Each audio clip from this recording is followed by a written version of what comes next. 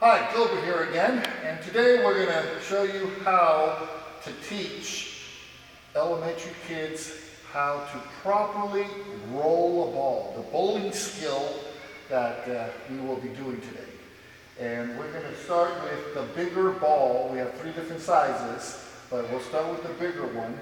And what I always tell the kids is simply stand at the neutral position, and notice Greg and I, we are approximately 20 feet apart, but whatever distance you feel is appropriate or based on the room that you're working with. I mean, today we're inside the high school gym, which as you can see, we have plenty of space. So keep in mind the things I show you, you do have to adapt it to your own teaching station, your own environment.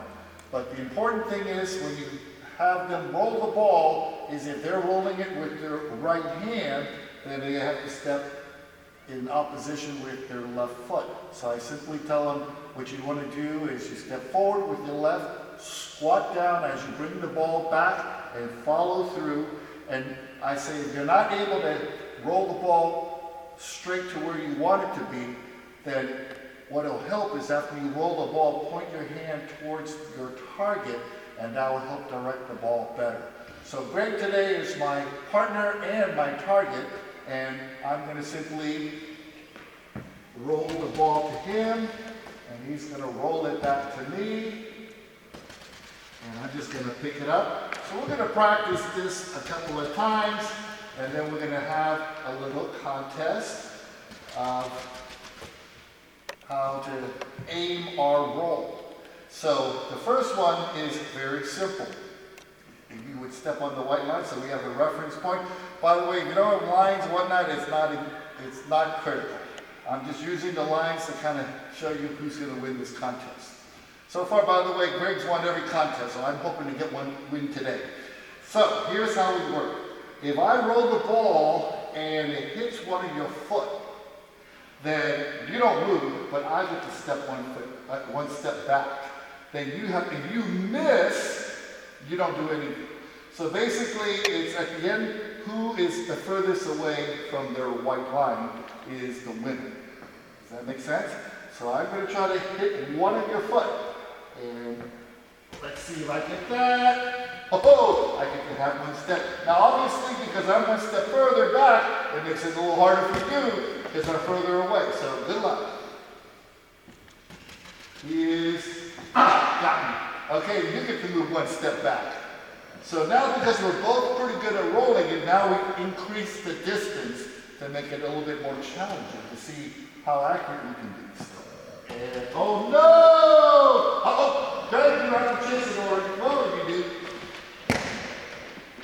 Alright, so I don't get to move, but let's see if you can hit me so you can move back.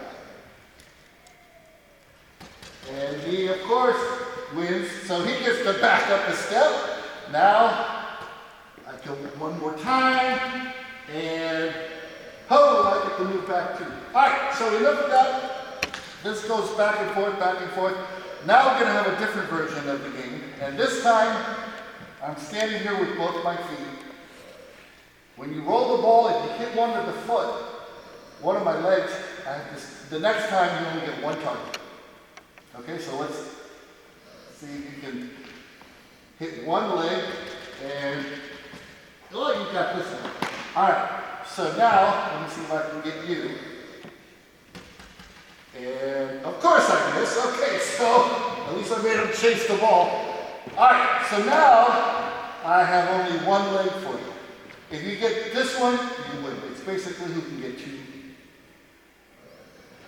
And he's got it. So that's pretty much it. It's a very simple activity. Little kids love it, and they will do this all day. Incidentally, if you want to make it so that it's a little bit more challenging, of course, instead of using the big ball, you can try the mid-size or the smaller. Another thing to do is, Greg is so much better than me in rolling the ball, so that we can have it so when he rolls the ball, he has to use the small, but I get to use the big. And that will hopefully create a little parity when you play. So Have fun teaching your PE classes. That is it for now.